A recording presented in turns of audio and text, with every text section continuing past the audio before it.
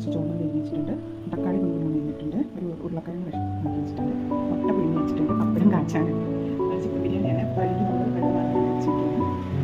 നെയ്യ്, ഇഞ്ചി, പച്ചമുളക്, മല്ലിയില, കുരുമുളക് ഇത്രയും ചതച്ച് വെച്ചിട്ടുണ്ട്. അപ്പോൾ നമ്മൾ കുക്കർ അടുപ്പിൽ വെച്ചിട്ടുണ്ട്, സ്റ്റവ് വെച്ചിട്ടാണ് വെള്ളം വയ്ക്കാറ്. നമ്മൾ അരി കഴുകി വൃത്തിയാക്കി വെള്ളം വെച്ചിട്ടുണ്ട്, വെള്ളം തിളപ്പിച്ച് വെച്ചിട്ടുണ്ട്.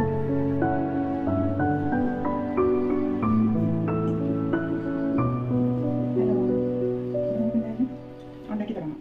കുക്കർ നല്ലോണം ചൂടായി.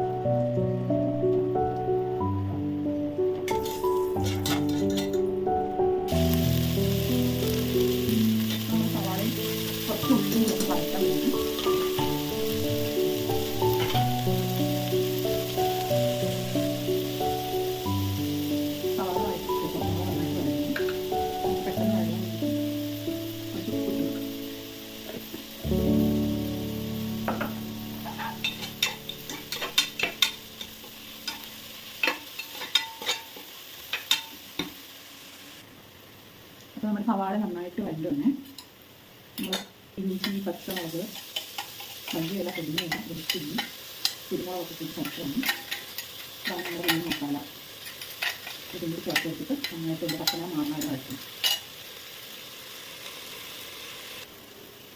പല വഴറ്റി നന്നായിട്ട് വഴറ്റിയിട്ടുണ്ട്, പച്ചമുളകൊക്കെ പോയിട്ടുണ്ട്. നമുക്ക് തക്കാളി ചേർത്ത് വെക്കാം. ചെറുതായിട്ട് അരിഞ്ഞ്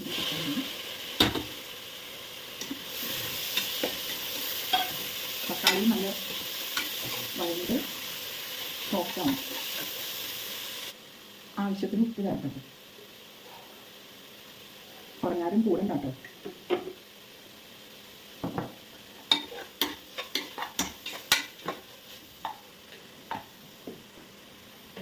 കുറച്ച് ഗരം മസാല നമ്മൾ തന്നെ പൊടിച്ചു വെക്കണം. ഇനി പ്രത്യേകിച്ചാവൊന്നുമില്ല കേട്ടോ, നമ്മളൊരു കൈ കണക്കിനാണ് ഇടുന്നത്. കറക്റ്റ് അളവായിട്ട് എനിക്ക് അങ്ങനെ ഇത്ര സ്പൂണൊന്നും പറയാനറിയില്ല. നമ്മളെന്തൊരു സാധനം ഉണ്ടെന്നതിനനുസരിച്ചാണ് മസാല ഇട്ടാൽ ശീലമായിപ്പോയി.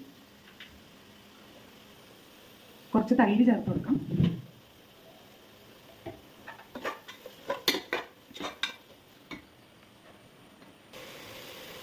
അപ്പോൾ നമ്മുടെ മസാലയൊക്കെ നല്ല വഴന്ന് എണ്ണയൊക്കെ തെളിഞ്ഞ് വന്നിടുന്നു കേട്ടോ. അപ്പോൾ നമുക്കിനി ചിക്കനൊക്കെ മിക്സ് ചെയ്യാം. ചിക്കൻ കഴുകി വെള്ളമെല്ലാം വാങ്ങി പോയിരിക്കുന്നു കേട്ടോ.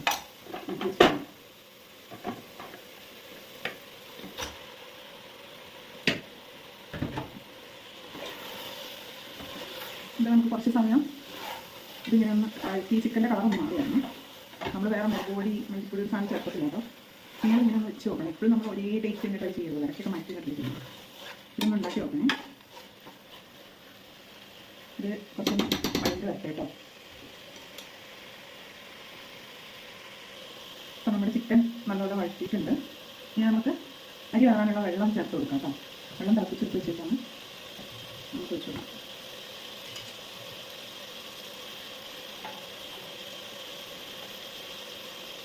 നമ്മൾ ഈ കപ്പിന് 2 കപ്പ് അരിയാണ് ഇപ്പോഴാണ്. അപ്പോൾ 3 കപ്പ് വെള്ളം ഒഴിച്ച് കൊടുക്കാം.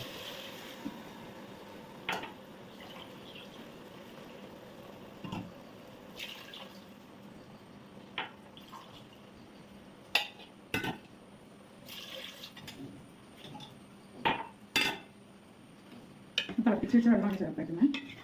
സമയത്ത് നമ്മൾ ഉപ്പ് നോക്കണം. ചിക്കൻ ആവശ്യത്തിനുള്ള ഉപ്പ് നമ്മൾ ചേർത്തിട്ടുണ്ടായിരുന്നു. കറിക്ക് ആവശ്യത്തിനുള്ള ഉപ്പ് കൂടി ചേർത്തിട്ട് വേണം അരിയും ചേർക്കാൻ.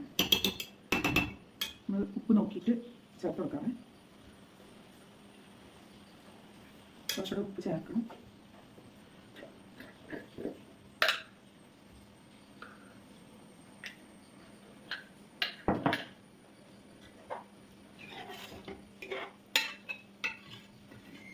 ഈ വെള്ളം കൂടി കിടന്നൊന്ന് തിളക്കട്ടെ കേട്ടോ.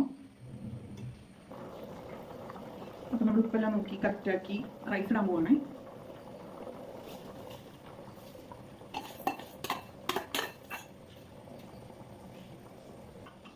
അപ്പോൾ നമ്മൾ റൈസ് ചേർത്തിട്ടുണ്ട്. നമ്മൾ വറുത്ത് വെച്ചിട്ട് ചേർക്കാൻ പോവാണ്. എല്ലാം കൂടി ചേർത്ത് കൊടുക്കാം കേട്ടോ.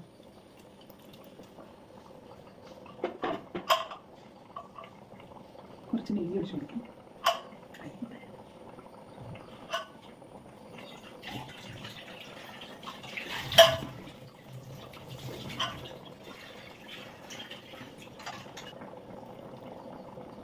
ഒരു അരിപ്പ വെച്ചിട്ട് പിഴിഞ്ഞ് കൊടുക്കുകയാണ് നാരങ്ങ. നാരങ്ങയെല്ലാം പിഴിഞ്ഞിട്ട് നമ്മൾ അടച്ച് വെച്ചിട്ട് കുക്ക് ചെയ്യാൻ പോവാണ്. ഹൈ ഫ്ലെയിമിൽ വെച്ചിട്ട് 2 വിസിലാണ് വേണ്ടത്.